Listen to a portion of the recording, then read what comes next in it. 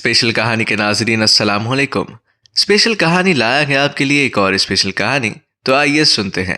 हज़रत मूसा अलैहिस्सलाम की वालदा मोहतरमा ने उन्हें जिस संदूक में रखा था वो दरियाए नील में बहता हुआ फ़िरौन के महल के पास से गुजरा और कुछ औरतों ने वो संदूक बाहर निकाल लिया, मगर उसे खोलने की जुर्रत न की, बल्कि अपनी मालिका हज़रत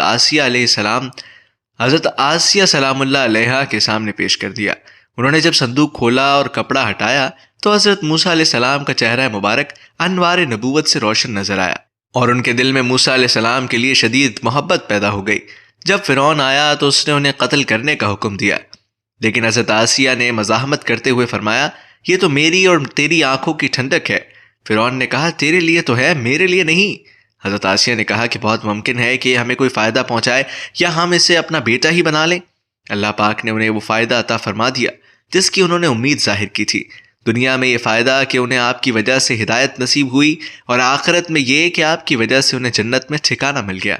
उन्होंने आप अलैहिस्सलाम को अपना मुंह बोला बेटा बना लिया क्योंकि उनके यहाँ कोई औलाद नहीं थी। उन्हें मालूम न था कि अल्लाह पाक ने उनके हाथों हज़रत मूसा अलैहिस्सलाम को पानी से निकलवा कर फ़िरौन और उसकी फ़ौज को तबाह करने का बंदोबस्त कर दिया है। हज़रत मूसा अलैहिस्सलाम के फ़िरौन के महल में चले जाने के बाद उनकी वालदा मोहतरमा उनकी जुदाई और फ़िराक में सख्त गमगीन हो गई। उनका दिल बेकरार था और वह हज़रत मूसा अलैहिस्सलाम के अलावा कुछ सोचती न थी।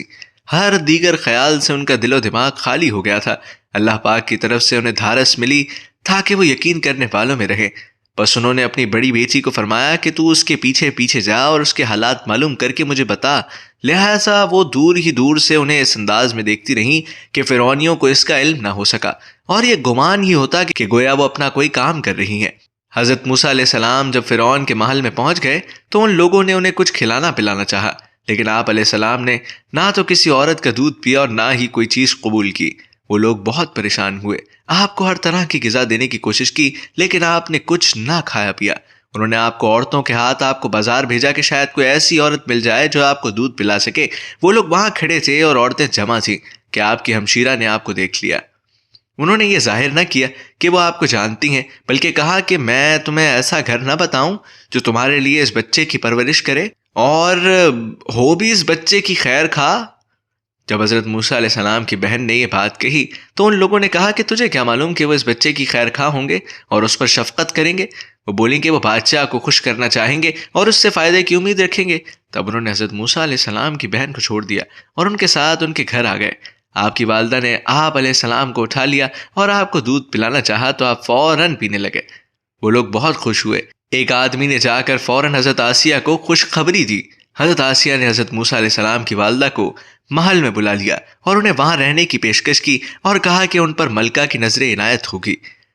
उन्होंने ये पेशकश कबूल करने से माजरत कर ली और अर्ज़ की कि मैं बाल बच्चों वाली औरत हूँ और मेरा खावंद भी मौजूद है, इसलिए मुझे अपने घर में ही रहना होगा। मैं उस बच्चे को दूध पिलाने की खिदमत इस सूरत में अंजाम दे सकती हूँ कि आप इस बच्चे को मेरे साथ मेरे घर में रहने दें। हज़रत आसिया ने इजाज़त दे दी और हज़रत मूसा अलैहिस्सलाम की वालदा की तनख्वाह मुकर्रर कर दी। इसके अलावा इनाम व खुल्लत से नवाजा आप बच्चे को घर ले आईं और यूं अल्लाह पाक ने माँ को बच्चे से मिला दिया। इरशाद बारी ताला है, फिर हमने उसे उसकी माँ की तरफ लौटा दिया ताकि उसकी आंखें ठंडी रहें और वो आज़ुर्दा खातिर ना हो और वो जान ले कि अल्लाह का वादा सच्चा है, यानी अल्लाह पाक ने आपको वापस पहुंचाने और रसूल बनाने का वादा फरमाया था। तो अब वापस पहुंचाने का वादा पूरा हो गया है और इससे साबित होता है कि उनकी रिसालत की खुशखबरी भी सच है जो ज़रूर पूरी होगी।